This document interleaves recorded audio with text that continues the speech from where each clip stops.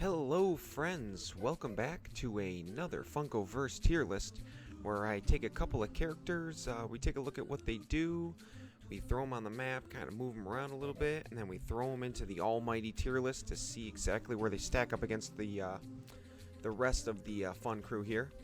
Today we're going to make it interesting. We're going to do the Game of Thrones cast. So we got Jon Snow, Daenerys Targaryen, Arya Stark, and the Night King.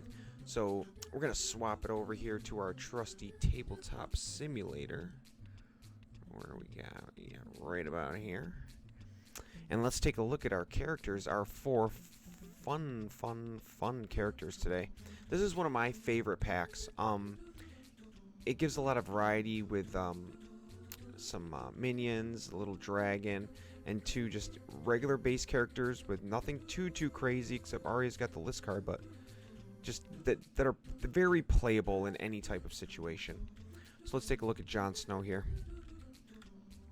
Jon Snow is a red-yellow character. He has 2 defense, and his trait is Blood of Wolf and Dragon, which is while standing, when Jon or an adjacent ally challenges a rival and wins, you may shift a red or yellow ability token on your cooldown track down 1. So, if you keep your guys together, if you keep your characters together... Oh, we kind of banked that up. So, if you keep your guys together here... Yeah, there we go. And you win a challenge against a third, like an opponent right here, you get to move something, a red or a yellow down. So if you're playing red-yellow, say you have Agritsuko, or you're spending Night King's yellow, you get to, if you win a challenge, you get to move the token down 1. 1 space is a lot for just winning a challenge. It's pretty crazy. I think his trait's probably one of his best things about him, unfortunately, for Mr. Jon Snow, but let's look at his first ability. Wild at Heart is a 3 red. You get to move 3. This action may move Jon Snow through rivals. You may do a challenge 2 against a rival controlled by a player with more points than you. So, if he's on the board, you can move him 3. 1, 2, 3. In any direction. It doesn't really matter. It doesn't have to be in a straight line. But you can move through rivals. Say Daenerys is a rival, and Night King is a rival, and you're trying to get in here. You can go 1, 2, 3, and move past the rivals. Blockage doesn't really matter with this move. Or you can go 1, 2, 3, and if you're playing somebody who has more points than you, if you're down in the game by points, then you get to do a bonus challenge 2 there. So the move 3 and to be able to move through people is pretty big. I like that part of the move, but the challenge 2 against a player who has more points than you is kind of a downfall. If you're in the lead and you want to get some sort of attack off with Jon Snow, you have to leave him adjacent to get 2 basic attacks, because if you're in the lead, you're never going to get that bonus challenge. It's I don't know. Agritsuko gets in your face for 3, which is move a number of spaces according to your rage, and then challenge 2. So in your face is better than Wild at Heart, I would say. Even though you can't move Agritsuko through people, just being able to move 3 and challenge without kind of the drawback of having to be down in points to get the challenges, it makes Agritsuko's move a little better. Jon Snow's second ability is Longclaw. It's a 2 red, challenge 3. Kind of like Batman's POW. Pretty much the same thing. So, you know, middle of the road, nice challenge 3. Throw an ability token on there to get an extra dice over your basic challenge. Not bad. His third and final ability is Chosen Leader. It's a 3 yellow. Each adjacent ally may do a basic challenge or assist action, limited to once per turn. So kind of like Rick's Get Swifty, except with Rick it's only 1 adjacent ally. This one, if Daenerys and Night King are my allies, I can do Chosen Leader, and then they can each do something. Be it move or challenge, or what was it? Each adjacent ally may do a basic challenge or assist act. Oh, they cannot move. So they can do a basic challenge or assist action. So I mean, maybe you get them the point markers. You're playing territory, and the point marker's here, and Daenerys is here, and she's We got Arya inside here. Jon Snow can chosen leader to let Daenerys attack Arya, maybe flip her over, and then Night King can take A. You know, it lets you do a couple little different things, or maybe it's an assist this time. Oh, you can't even interact. So don't let me lie to you here. The only thing that Night King could do would be to assist or challenge. So Daenerys could fight, and maybe Night King is just another rival. So Jon Snow's chosen leader. Let's go over this one more time. Each adjacent ally may do a basic challenge or assist. So if you're too far away, maybe. I'm trying to figure out a good way to use this move. It just seems kind of... Why isn't just a basic action? I mean, that would make that move in particularly really good, and would make Jon Snow a very playable character. But kind of limiting his wild at heart, and kind of limiting the chosen leader to just basic challenge or assist is kind of meh. All right, let's take a look at our next character here. Put these guys back. There you go. Let's take a look at Daenerys Targaryen here. Beautiful Daenerys. She is red-yellow. She has a 2 defense and is the mother of dragons. At the beginning of Daenerys' turn, move the Drogon token up to 4 squares in a straight line, or place the Drogon token adjacent to Daenerys. Whenever the dragon token moves, it may move through rivals and obstructions. So at the beginning of the game, maybe you start in here. So when it comes to be your turn, you get to place the token, the Drogon dragon token, and then every turn after you've placed it, at the beginning of your turn, you get to move it 4 in a straight line. So say you are here, and your Drogon token can move over needs to move 4. You can go over obstructions. You cannot finish in the obstruction. Say you started here. You can't go 1, 2, 3, or 1, 2 to end in the obstruction. You'd have to move out. So you'd have to have that extra 4th space to move it out. You can also land the Drogon token inside the same square as other characters or rivals. It doesn't matter. He's kind of just flying. That's what he does. He flies. He moves around. He goes above things. He can fly through walls and stuff. And your opponent should always be wary of the Drogon token right coming through and using this 3rd Dracarus move. We'll get to that in a second here. Let's look at her first ability. It's a yellow 2. Liberator. Daenerys may do an assist action. An adjacent ally may do a basic action. See, even Liberator right here is a little better than chosen ally or chosen leader. This one lets you do a challenge or assist. This one lets you do just a basic action. So in chosen leader, Jon lets 2 people do something, but in this, it lets Daenerys do something, being the assist, and the adjacent ally can do pretty much anything. Move, assist, interact. I like Liberator better than chosen leader already, and it only costs 2. It's kind of weird. Her second ability is Dragon Rider. Move the Drogon token 2 squares. If Drogon is within 2 squares of Daenerys, you may place Daenerys in the Drogon token square. So, say, where do we put the token? Over here. So say the token is over here, and we wanted to use Dragon Rider. You can move the token 2 squares, and as long as Daenerys is within 2, you can drop her right there. So to get around this corner, instead of going 1, 2, 3, you can spend 1 yellow to move your dragon maybe over here and get around the corner. You know, it's like a corner cutter, or maybe you're over here, or Daenerys is here, Drogon is here, and you're trying to get inside this. This is the territory, and you can't go 1, 2, 3 to get in. You can move Drogon 2 spaces and put Daenerys in there. It's a pretty good movement tool. It lets you get around corners and over obstacles, and it's very helpful for her movement. Let's take a look at her third ability. Dracarus. Move the Drogon token up to 4 squares in a straight line. Do a challenge 3 to rivals. Move through. Limited to once per turn. That's the big disclaimer right there, limited to once per turn. So these two are rivals right here. Drogon is here.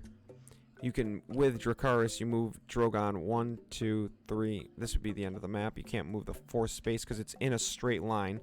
So you can't go 1, 2, 3 and kind of turn right here. You'd have to end right here. But for every rival that Drogon flies over, you get a challenge 4, or challenge 3. Challenge 3. Which is pretty big. So you'd be able to challenge 3 to him, challenge 3 to her. Even if Jon was a rival, you could line the dragon up like... at the beginning of her turn, you could move 4 in a straight line with her trait. And then you could spend the 3 for Dracarus to go 1, 2, 3, 4 and burn the whole other team. Challenge 3 to all of them. And challenge 3 is usually pretty good. Definitely better than some other challenges out there for higher cost. Alright, let's take a look at our Minion Master, the Night King from this pack. He is gray-yellow with a defensive 2. Winter is here as the trait. When the Night King becomes exhausted, each white minion does a move 2 or challenge 1. When another character is knocked out, place a white minion token in an empty square adjacent to the Night King. So these are our white minions. They have no defense. So anytime somebody rolls, there's a roll, and gets any type of hit, they got 1 right here. The whites don't get to roll any defense, so they would automatically lose and be removed from the board. His trait, whenever there is a knockout, not a knockover, but a knockout and removal from the board, the Night King gets to place a white minion adjacent. So anytime somebody gets knocked out on your team or the rival team, he gets a free white minion. Pretty cool. At the end of his turn, when he's exhausted, each of these white minions, if you have them on the board, if you have placed them, they get to do either a move 2, or if you end exhausted next to a rival, they can just do a basic challenge of 1. It's not even a basic; it's a 1 dice challenge. The white minions on their own only usually roll 1, so not crazy good odds with the lucky crit. But see, sometimes you get lucky with the crit, and that's when the minions really do something for you. So let's take a look at his first ability here. It's a banger. It's an ice spear for 3 gray. You can do a range 4 challenge 3 attack. Pretty good. From any 4 spaces away. It's pretty rangy. So 1, 2, 3, 4. That's pretty far. As long as you can see somebody, you can throw that ice spear if you have the gray. Put it on the 3 over here. Roll you some 3 dice. Let's see what my ice spear is. A 1. Ooh, that's a pretty weak ice spear. Alright, his second ability is Raise the Dead. Place a white minion token in an empty square adjacent to the Night King. So say you're not really getting knockouts, games are moving a little slow, you can spend the 1 gray, if you have it, to just raise your own white minion. You can raise up to 2. That's what the set comes with in real life. So here we'll show you that you get the 2 minions. So at the beginning of the game, my type of play is to keep the Night King in an area like the flag or a base or something where you can just set him up and let your white minions do stuff. He's cool with the ice spear, so if somebody comes within range, you can throw the spears if you already have your minions out. But you're not going to want to run him around. He doesn't have much movement. He doesn't have any big adjacent power attacks. So he's kind of just like a base monitor or a zoner. So if this was territories, you would want to put him in here and then keep your white minions right here. So somebody would have to move up and maybe fight these white minions in order to get inside the center area. These can be used as door blockers or just little annoying challenges. I mean, just kind of like Alice's rabbit. They're definitely good door blockers. Alright, let's take a look at this third ability. Dreadful Command. Each white minion token does a move 2 and then a challenge 1. So if you have your yellow token, you spend it on the 2, and you have white minions on the board, each white minion gets to do a move 2 and then that challenge 1, like in his trait. So the way I use this move is to get my white minions into position. Say Daenerys is here. My white minions here. I would use Dreadful Command, move my white minions up, just so I could get that bonus 1 challenge, because they get to move 2 and do a challenge 1. So you get the challenge 1s from the Dreadful Command, and then when Night King is exhausted, you get another set of challenge 1s. So while challenge 1s are obviously not the best percentage of wins, if you get enough of them, sooner or later you do roll that crit. I trust. I've rolled that crit. The white minions with the 1 attack may seem like, oh man, this is not a good idea right here. But if you do get it and you get the white minions rolling some crits or rolling some hits, then the Night King can be an amazing powerhouse defensively. If you're looking for somebody to hold a territory, hold a base, hold the flag spot, the Night King is a monster. He also gives you these allies to put on the board. Extra allies on the board is always a bonus when you're trying to take up space.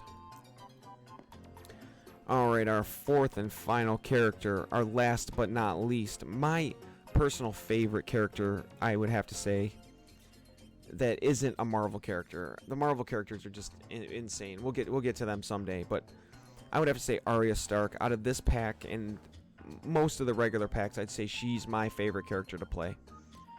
She has this pesky Arya's List card. Let's start with the red gray. She's red gray, which is my favorite color to play. Thanos is red gray, Joker's red gray. We love the red grays around here. She's a 2 defense, and she has the Arya's List, which is her trait. This Arya's List card is, you give it to somebody who has attacked one of your teammates or you. If somebody has attacked an ally, you get to give that rival this card, and when you knock that particular rival out, she gets to do a basic action. So she gets a free basic action when she knocks out a target that has attacked her team. So that might not be that big to you. Like, you think about it, you're like, oh, it's just a basic action, you gotta do all that. But when you knock somebody out and you get a potential to maybe flip a control point, or maybe move 2 extra spaces to the flag after you've knocked out a defender, this Arya's List card basic action could be huge.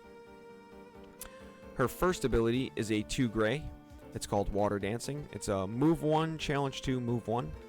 So if you're trying to maybe get into this base right here, and you're trying to keep Night King from getting in the base, you can move 1, challenge 2, maybe get lucky and knock him over, and then you get to move 1 again and maybe get yourself into here. So maybe you can basic challenge and you're not really worried about your spacing since you're already in here. That it's almost like you get to move 2, challenge 2, but it splits the move 2 into 2 single moves. I don't see the difference mostly, except unless you were trying to go 1, 2 over somebody who's down. I mean, it's not a big negative that they split it into a move 1, challenge 2, move 1, as opposed to like a move 2, challenge 2. It's not that big, I don't think. In some situations, I may be misleading you, but I'm pretty sure that's not that big of a downfall.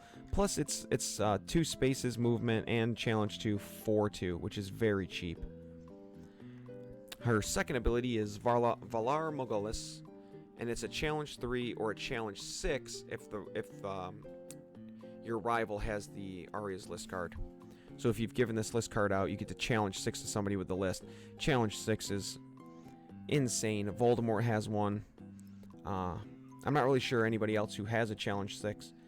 And for 3 red, it seems pretty cheap if you think about it. I mean, you do have to set up the card, and you do have to set up the spacing, but with our final ability that we'll look at here in a second, closing the gap and doing the challenge is not that hard. So once you give out that list card, your opponent should be very wary of how close he gets that list card character to Arya, because that challenge 6 is devastating. Arya's third ability, Faceless Assassin, is a 3 gray, and it's an amazing gap closer movement tool. It's incredible. Place Arya adjacent to a rival within 4 squares. If that rival has the Arya's List card, you could get to do a challenge 2 to them. So it's not only like Agritsuko's in your face, but you get to move the 4 squares. you get to place, it's not even a move, so you get to place within 4 squares. So even right here, this is a perfect example. Arya cannot see the Night King, but it doesn't matter. As long as she's within 4 squares, she gets to be placed next to him if he's a rival, which is crazy. So you don't set off T-Rex's trait, which is if you end a move next to the T-Rex, he gets to challenge you if he has a red. It doesn't set off a lot of things. It doesn't set off any type of adjacency placement move, or any type of movement abilities or traps. Place is a huge key rule or a key word in this game. If you see place and it's not actually the word move and it is place, then it's definitely a big bonus, because the word move can trigger some traps in the game if you get to expand a little bit and you get to some of the other trap characters that are in the game. But being able to not only move to a rival within 4, but also if they have the list card, you get to challenge 2, which is crazy, because in your face is 3 red, and you get to move a number of spaces according to your rage, and then do a challenge 2. So you have to see your rival, you have to have the rage, and you have to be able to move the 4 spaces and not be blocked. Placing doesn't get blocked, so even if there was somebody like in the way, you can just place. It's amazing. Faceless Assassin is probably one of the best moves in the game. Being able to move 4 squares without being able to see somebody, and in combo with the Baller Morghulis, you can move within, challenge 2, and then challenge the 6.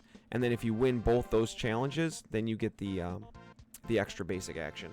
It's incredible to be able to technically move 5 spaces, challenge 2, challenge 6, and get another basic action. It makes Arya very, very good. I would have to say she's the best character out of this pack. I like Daenerys. She makes for some really cool plays with the Dragon Rider and being able to Dracarus. I think her downfall is the not being able to Dracarus twice in a turn even if you have the red token. Jon Snow's a little on the weaker side. Even being able to move 3 through people, this Wild at Heart is weak. Longclaw isn't better than Pow. Chosen Leader isn't better than Get Swifty. Or even Liberator. And he's kind of costly. Man, Night King I think is amazing at guarding. So let's pull up the tier list. Let's take a look at what we got here. Let's start with Jon Snow. He's the weakest of the pack. I think Jon Snow and Robin. I think I would play Robin over Jon Snow. I know it's hard to say that about Jon Snow, as I'm a huge Kit Harington fan, but in the game he's just not very good. I think Robin's movement's better. I think Robin's double attack ability is better. I think Jon Snow is just lacking at any actual real power. The Night King, Night King is tough. If you're looking for an offensive movement type character, Night King is going to be lacking. But if you're looking for defense and somebody to hold the base, I think he's our best defensive character. Man, this one's tough for me. I think I would take Night King over these 3 right here.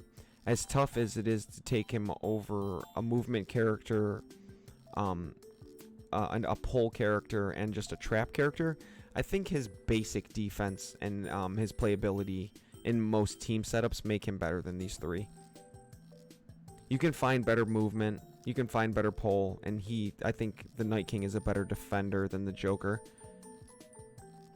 Just based on the whites being able to do something. If you avoid Joker's bombs, then he's kind of worthless. So if you can get the whites out and get them moving and get some dice rolling and get some lucky dice, you might get more chances to roll dice than with the Joker. Let's grab Daenerys. Daenerys, is tough. I might take Daenerys right here, maybe. I think she's good in maybe territories. Maybe. I have a hard time finding spots for her. She's kind of just a range support character. You fly the dragon around, you get one attack per turn, and she kind of just picks up spots. I think people are faster. Somebody's faster than her, like the cheetah or Catwoman. Just you can outmaneuver the dragon, and you can outmaneuver Daenerys to take the points, and you can get to things faster than her. I think she lacks any serious movement. I mean, Dragon Rider's pretty good, but not all maps have corners, and sometimes you need the cartwheel, or you need the quick swipe, or you need the move 3 challenge. I mean, even Thanos has the move within 2 and then AoE attack, so I think she lacks movement. I think she does have a little pop with the Dracarus, but only being able to do it once a turn is kind of meh. All right, our winner for this set and our highest ranked character in here is Arya Stark, and I'm gonna put her as our first. Oof, man, that's tough. I'm gonna put her as S. We're gonna do it, boys. We're gonna make the commitment to Arya Stark. She's our first S-rank character in the tier list. She's amazing. She's amazing. If you play her and get used to them being within 4 squares and having to play the Arya's list card, making sure you hand that out, making sure you put it on somebody who is a good target. Say you're in leaders and you can attack that leader. She's good in all game types. I don't see any downside to playing her in any game type. She has big banger moves. She has amazing attack. She has the bonus basic action. I don't see anything wrong with her. What do you guys think? How do you guys like the Game of Thrones pack? Tell me who your favorite character is. Catch me over on Twitch. Here's my Twitch link right here. Twitch.tv/yourbuddyjd. Come find me on Twitch. Tuesdays, Thursdays, Saturdays at 9 p.m. Eastern Time. I hope to see you guys there. Like, subscribe, follow. We're almost to 75 subs on YouTube. So go to my Thanos unboxing video and tell me what your favorite Infinity Gem is, and you're entered in the giveaway. We're gonna give away a Thanos. As always, lucky rolling. I hope you enjoyed. I'll see you in the next one. Try these 4 characters out and see if you agree with me, boys.